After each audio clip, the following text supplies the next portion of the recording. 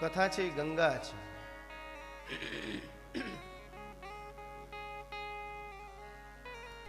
હિમાલયની અંદર શિવજી મહારાજ એક વટવૃક્ષની નીચે બેઠા છે.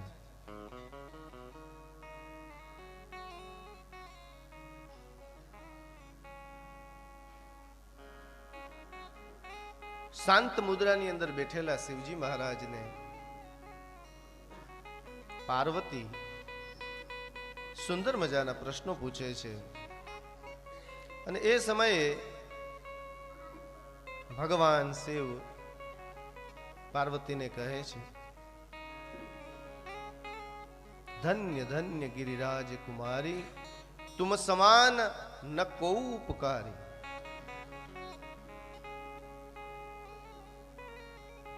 હે गिरिराज कुमारी, ખરેખર તમે ધન્ય છો. શું કામ? તો કે તમે ભગવાન પરક પ્રશ્ન પૂછ્યો છે. પતિ પત્ની જ્યારે ઘરની અંદર એકલા હોય ને ત્યારે આવી ચર્ચાઓ કરાય. તમે જાણો છો કે રામને કેટલા વર્ષનો વનવાસ થયો હતો? જ્યારે સીતાજી વનમાં ગયા ત્યારે કેટલી ઉંમરના હતા? રામને કેટલા બાળકો હતા? રામને કેટલા ભાઈઓ હતા?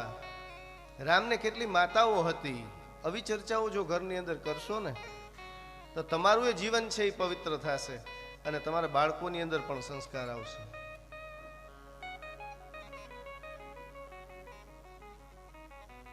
ખબર હોય તોય પૂછવું,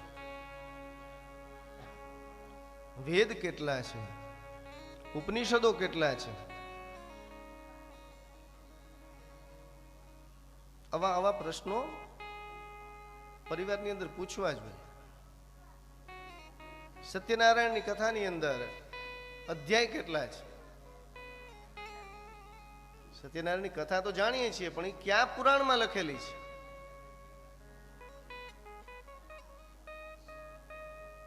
સત્યનારાયણની કથાની અંદર કેટલા પાત્ર છે? આવા પ્રશ્નો એકબીજાને પૂછવા જ હોય. આની શું કે રમતો રમાવી જોઈએ.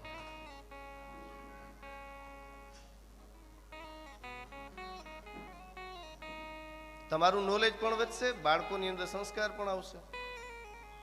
પછી તો બાળકોએ યુટ્યુબમાં અને ગૂગલની અંદર સર્ચ મારીને એના જવાબ ગોતશે અને પછી તમને સામા પ્રશ્ન પૂછશે.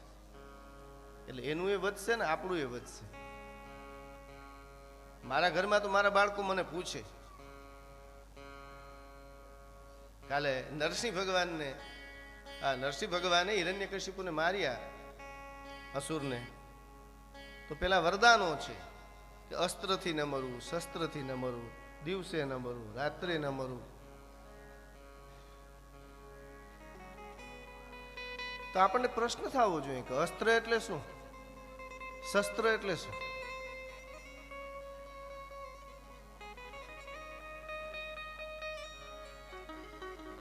અસ્ત્ર એને કહેવાય કે જે દૂર સુધી ફેંકી શકાય. શસ્ત્ર એને કહેવાય કે જે નજીકથી લડી શકાય. આમ તો પેલા વાણંદ ભાઈઓ પણ રાખે, એને અસ્ત્રો કહેવાય. ખરેખર એને અસ્ત્રો ન કહેવાય, એને શસ્ત્ર કહેવાય. જરાય આડાવરાવરા થાય તો ફાટ દે. આ બધું સમજવા જો અને આનંદ આવે. તમે જ્યારે સંસ્કૃત ભાષા શીખશો ને બહુ મજા આવે. આવી કોઈને ખબર હોય કે અસ્ત્રો શબ્દ છે અસ્ત્ર શબ્દમાંથી આવ્યો છે?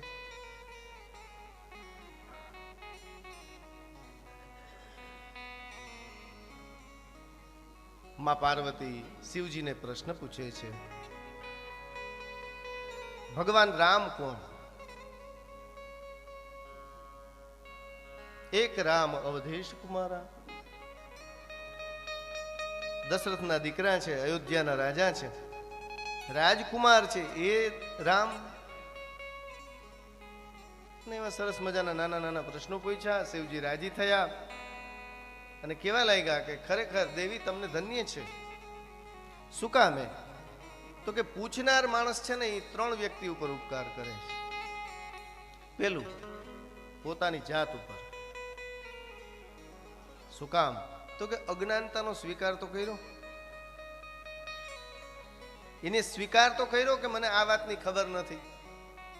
નકર ઘણી વાર એવું થાય કે આપણને ખબર કઈ ન પડતી હોય છતાંય આપણે કોઈને પૂછીએ નહીં અને કામ કરીએ ને પછી બગડે. એના કરતા ખબર ન પડતી હોય તો 5 વાર પૂછી લે.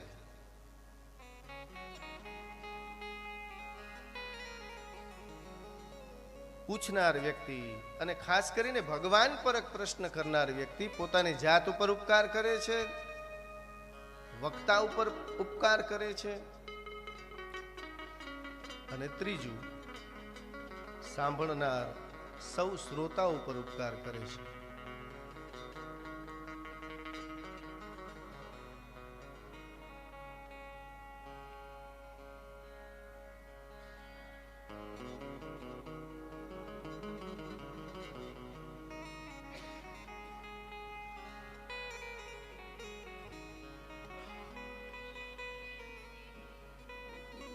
કેવી રીતે 3 રીતે પવિત્ર કરે?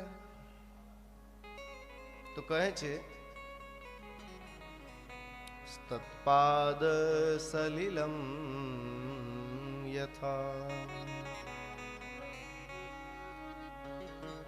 વક્તારમ પૃચ્છકમ અને શ્રોતૃન. વક્તાને પવિત્ર કરે છે કથા, શ્રોતાને પવિત્ર કરે છે અને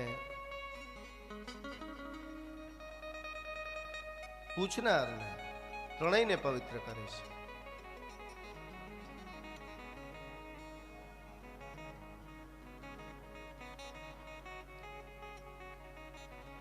જેવી રીતે માં ગંગા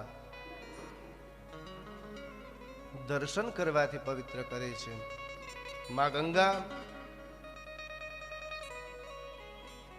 આચમન કરવાથી પવિત્ર કરે છે, અને માં ગંગા સ્નાન કરવાથી પવિત્ર કરે છે.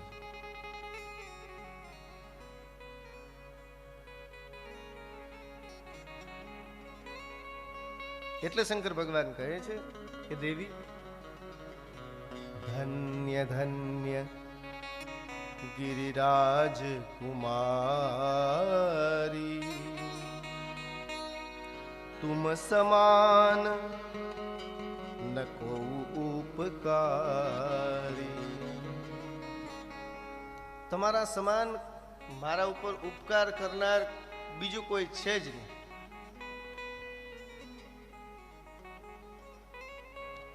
આ વાતમાંથી આપણે ઈ પણ શીખવાનું છે કે ઘર પરિવારની અંદર હામું ક્યારેક ક્યારેક થેન્ક યુ પણ કહેવું જોઈએ. આ શિવજીએ પાર્વતીને કીધેલું થેન્ક યુ છે. આપણે બીજે બધે તો બહુ સોરી, થેન્ક યુ, વેલકમ. ઘરવાળા સવારથી સાંજ સુધી ઘણું કરતા હોય પણ કોઈ દી આપણે એને થેન્ક યુ નથી કહેતા.